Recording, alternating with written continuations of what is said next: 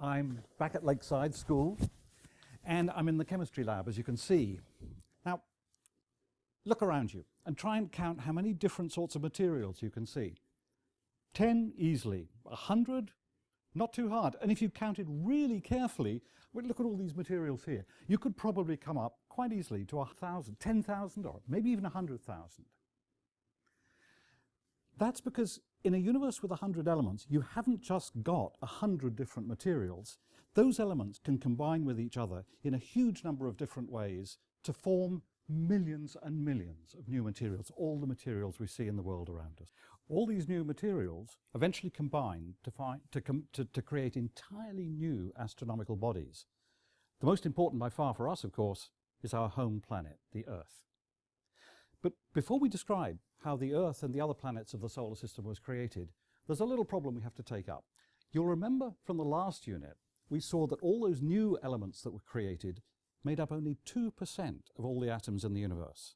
Yet if we look at our Earth, we'll find that 90% of the Earth is made up of elements like iron, oxygen, silicon, magnesium, and other elements created in supernovae and dying stars.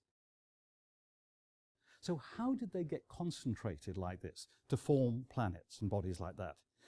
Now, before I give my answer, I'd like to ask if you have any ideas about how that might have happened.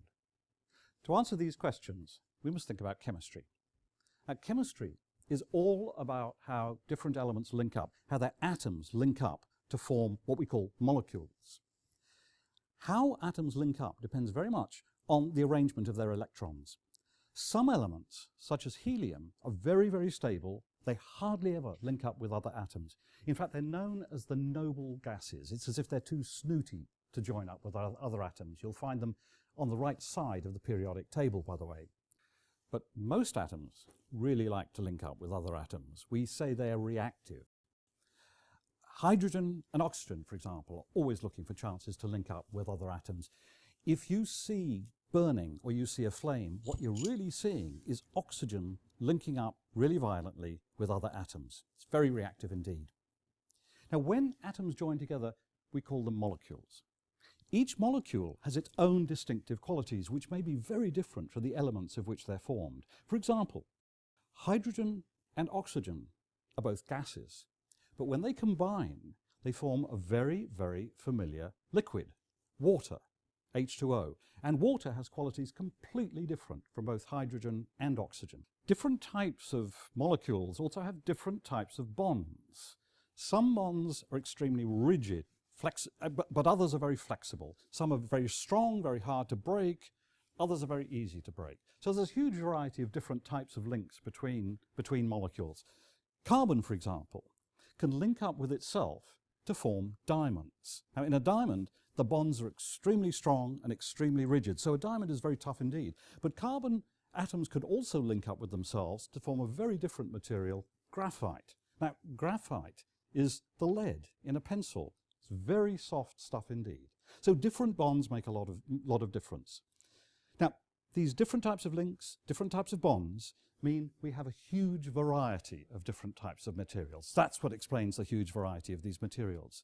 But note that it's mostly elements other than hydrogen or helium that make up these chemicals. And that's one reason why when we talk about rich chemistry, we're talking mostly about that tiny 2% of elements from the periodic table.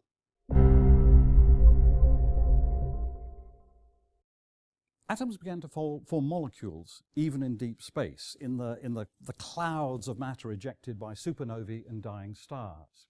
How do we know this? Well, using spectroscopes, we can tell what elements and what chemicals are out there. And we know there's water, plenty of ice, carbon dioxide, ammonia, acetic acid, a whole range of simple molecules that are very familiar in daily life. There are also lots of silicates. Silicates are molecules made from silicon and oxygen, and they make up most of the rocks in the Earth's crust. Now, in space, these molecules, which were pretty simple, by the way, they included 10 to 20 atoms, at most 60. In space, these molecules couldn't do a huge amount of interesting stuff. But around newly born stars, it turns out you could do a huge amount of interesting stuff with these molecules. In fact, you could make planets. To see how this works, what we're going to do is we're going to travel back in time 4.5 billion years, and we're going to zoom in. We've been looking at the universe so far in this course. We're going to zoom in on one rather average galaxy, the Milky Way. We're going to zoom in on one tiny part of it, and we're going to look at the birth of our solar system. Now, our sun formed, like any other star, from the collapse of a cloud of matter under the pressure of gravity. That collapse, like many others, was probably triggered by a huge supernova explosion somewhere in our region of the Milky Way.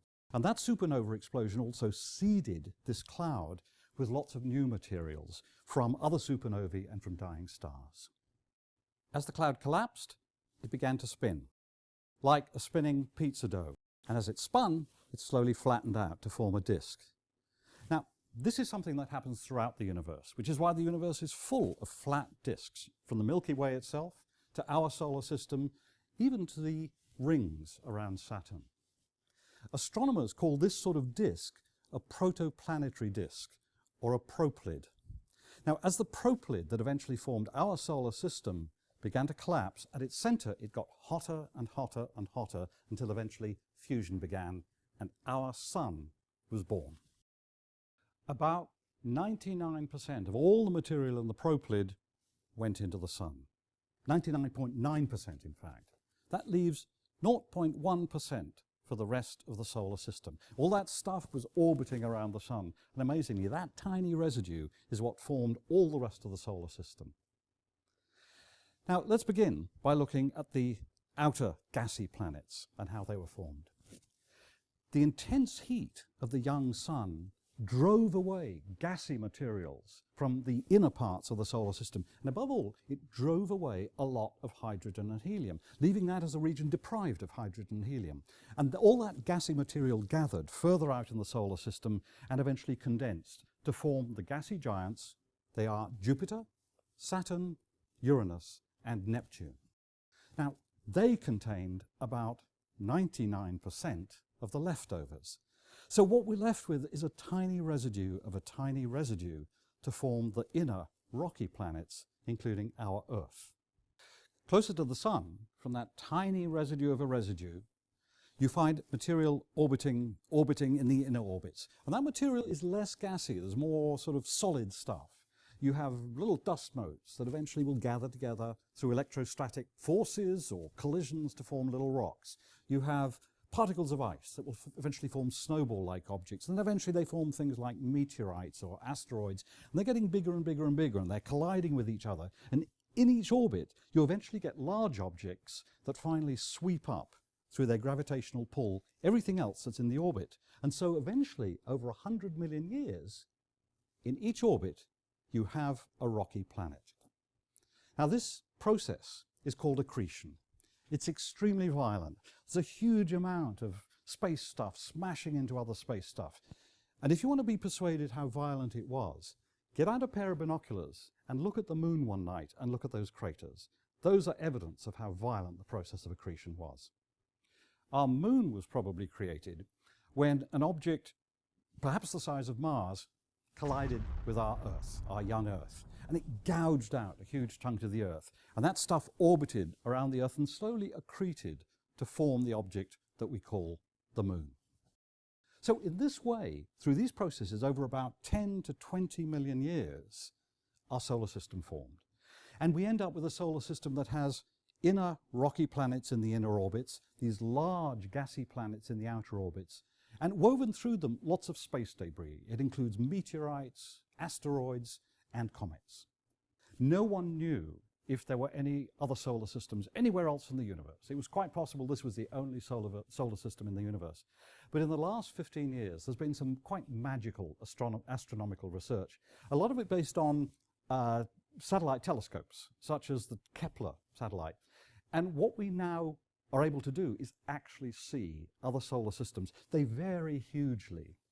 But we now know that solar systems are actually very, very common indeed. And strangely, what that does is it rather increases the chances that out there somewhere there is life of some form. So exciting is the science, by the way, that I even have an app on my phone that tells me all about the most recent discoveries of so-called exoplanets, which is what planets around other stars are called.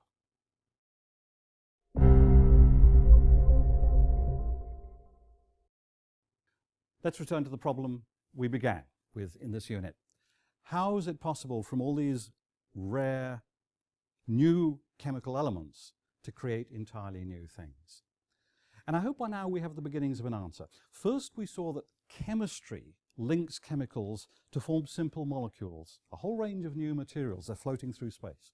And secondly, we saw that in the environments, or we can call them the Goldilocks environments, around newly formed stars, those molecules get smashed together. They get brought together by chemistry and by gravity and by electricity to form objects like dust motes, meteorites, asteroids, and eventually planets and solar systems. Now, we regard the creation of solar systems as the fourth great threshold in this course. And that's because planets, and in particular rocky planets like our Earth, are significantly more complex than stars. They are more complex because they have more internal structure, but they are also much more complex chemically. They contain a much greater diversity of materials. Okay, now I've worn this lab coat throughout the whole lecture, even though I'm a historian. I think it's time to take it off. But I hope you're beginning to see that what's happening is that our universe is getting more complex, more diverse, and more interesting.